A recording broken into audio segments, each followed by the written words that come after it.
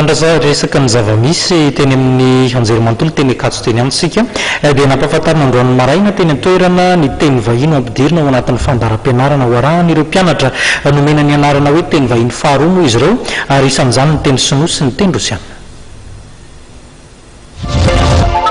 Tsy dia mandalina sy tsy mahasitona andreo tanora ankehitriny ny fandalinana ireo teny vahiny toy ny teny sinoa, teny rosiana ary ny espaniola raha ampitaina amin'ny teny frantsay sy anglisy.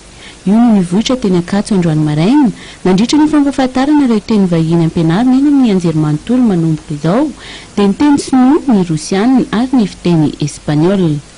Tao anatin'izany ihany koa ny fampisehoana ireo tanora izay isan'ireo nivoaka tao anatin'ny lalam-piofanana teny vahiny. Isan'izany misy Sidonie Raingo Malala, talen'ny famoahana gazety malaza eto mivondrona Mativé. Ka nivoaka tamin'ny lalam-piofanana Russe ny tenany.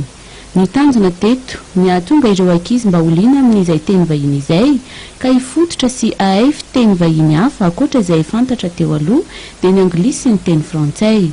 Marina fampidirina avy any amin'ny ambaratonga faharoa izao fampianarana izao ka samy azo tombony avokoa ny ankizy rehetra manerana ny nosy. Ny fampahafantarana ny ankizy malagasy fa ilaina ny mianatra teny vahiny. Fa hoe tsy mionona fotsiny izany eny amin'ny teny anglisy, ny teny frantsay moa efa tenytsika rehetra efa mahay ny rehetra, ny teny anglisy efa mahay an'izany daholo, ny mianatra an'izany daholo. Fa ireo teny ireo kosa izany ilay atao hoe langue vivante 2 any amin'ny secondaire dia misy aty amin'ny université dia ampirisiana ny mpianatra izany hoe mba hanohy fa tsy hijanona hoe hanao zavatra hafa fa ilaina foana ny teny vahiny toy izao.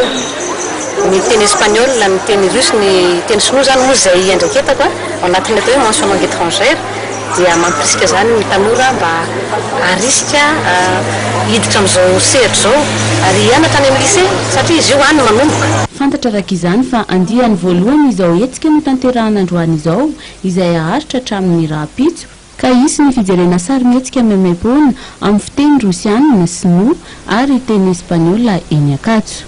Manantena kosa araka izany fa tsy hijanona amin'izao ihany ny hetsika fa hitohy hatrany.